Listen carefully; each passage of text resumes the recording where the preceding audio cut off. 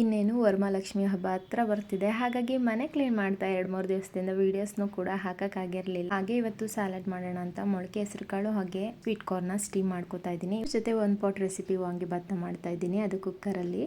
ಅದಕ್ಕೆ ಅಂತ ಪ್ಯಾನ್ಗೆ ಸ್ವಲ್ಪ ಎಣ್ಣೆ, ಕಡಲೆಬೇಳೆ, ಉದ್ದಿನಬೇಳೆ, ಧನಿಯಾ, ಜೀರಿಗೆ, ಚಕ್ಕೆ, ಲವಂಗ, ಏಲಕ್ಕಿ, ಕಾಳು ಮೆಣಸನ್ನ ಹಾಕಿ ಚೆನ್ನಾಗಿ ಫ್ರೈ ಮಾಡಿಕೊಂಡು ಖಾರಕ್ಕೆ ಹಾಗೆ ಕಲ್ಲರ್ಗೆ ಅಂತ ಬ್ಯಾಡಗಿ ಮತ್ತು ಗುಂಟೂರು ಚಿಲ್ಲಿನ ತೊಗೊಂಡಿದ್ದೀನಿ. ಅದು ಕ್ರಿಸ್ಪಿ ಆಗೋವರೆಗೂ ಫ್ರೈ ಮಾಡಿಕೊಂಡು 1 ಕಪ್ ತೆಂಗಿನಕಾಯಿ ತುರಿನ ಸೇರಿಸಿ ಸ್ಟವ್ನ ಆಫ್ ಮಾಡ್ಕೊಳ್ಳಿ. ಆ ಬಿಸಿಗೆ ಆ ತೆಂಗಿನಕಾಯಿನೂ ಕೂಡ ಚೆನ್ನಾಗಿ ಫ್ರೈ ಆಗುತ್ತೆ. ಇದು ಕಂಪ್ಲೀಟ್ ಆಗಿ ತಣ್ಣಗಾಗಲಿ ಅಷ್ಟರಲ್ಲೇ ಅದಕ್ಕೆ ಬೇಕಾಗಿರೋ ತರಕಾರಿಗಳನ್ನೆಲ್ಲ ಒಂದು ಸೈಡಲ್ಲಿ ಕಟ್ ಮಾಡಿ ಎತ್ತಿಟ್ಕೊಂಡಿದ್ದೀನಿ. ಇವಾಗ ಒಂದು ಕುಕ್ಕರ್ಗೆ ಸ್ವಲ್ಪ ಎಣ್ಣೆ ಅಥವಾ ತುಪ್ಪನ ಸೇರಿಸ್ಕೊಂಡು ಎಣ್ಣೆ ಚೆನ್ನಾಗಿ ಬಿಸಿ ಆದಮೇಲೆ ಅರ್ಧ ಟೀ ಸ್ಪೂನ್ ಸೋಂಪು ಹಾಗೆ ಪಲಾವ್ ಎಲೆ, ಕಟ್ ಮಾಡಿರೋ ಈರುಳ್ಳಿನ ಹಾಕಿ ಚೆನ್ನಾಗಿ ಫ್ರೈ ಮಾಡಿಕೊಂಡು ಕಟ್ ಮಾಡಿರೋ ಅಂತ 2 ಟೊಮ್ಯಾಟೊ ಹಾಗೆ ನಿಮ್ಗೆ ಎಷ್ಟು ಬೇಕಷ್ಟು ಬದನೆಕಾಯಿನ ಸೇರಿಸ್ಕೊಂಡು ರುಚಿಗೆ ತಕ್ಕಷ್ಟು ಉಪ್ಪು, ಸ್ವಲ್ಪ ಅರಿಶಿನ ಪೌಡರ್ನ ಹಾಕಿ 1-2 ನಿಮಿಷ ಚೆನ್ನಾಗಿ ಫ್ರೈ ಮಾಡ್ಕೊಳ್ಳಿ. ಇದು ಫ್ರೈ ಆಗೋಷ್ಟರಲ್ಲಿ ಆಗಲೇ ಫ್ರೈ ಮಾಡಿಟ್ಟಿದ್ದೆ ಎಲ್ಲ ಮಸಾಲೆ, ಅದು ಕಂಪ್ಲೀಟ್ ಆಗಿ ತಣ್ಣಗಾಗಿದೆ. ಅದನ್ನ ಜಾರಕ್ಕೆ ಸೇರಿಸ್ಕೊಂಡು ನೈಸಾಗಿ ರುಬ್ಕೋಬೇಕು. ಟೊಮೆಟೊ ಸಾಫ್ಟ್ ಆದಮೇಲೆ 1 ಟೀ ಸ್ಪೂನ್ ಶುಂಠಿ ಬೆಳ್ಳುಳ್ಳಿ ಪೇಸ್ಟ್, ರುಬ್ಬಿಟ್ಕೊಂಡಿರೋ ಮಸಾಲೆ ಹಾಗೆ ಕ್ಯಾಪ್ಸಿಕಮ್ನ ಹಾಕಿ ಮಸಾಲೆ ಎಣ್ಣೆ ಬಿಟ್ಕೊಂಡು ಬರೋವರೆಗೂ ಫ್ರೈ ಮಾಡ್ಕೊಂಡ್ಮೇಲೆ 1 ಕಪ್ ರೈಸ್ ಅಳತೆಗೆ 2 ಕಪ್ ಅಳತೆ ಬಿಸಿನೀರನ್ನ ಸೇರಿಸಿ ತೊಳೆದಿರೋ ಅಂತ ರೈಸ್, ಕೊತ್ತಂಬರಿ ಸೊಪ್ಪನ್ನ ಹಾಕಿ ನೀಟಾಗಿ ಒಮ್ಮೆ ಮಿಕ್ಸ್ ಮಾಡಿ ಲಿಡ್ ಕ್ಲೋಸ್ ಮಾಡಿ 1 ವಿಷಲ್ ಬರ್ಸ್ಕೊತೀನಿ.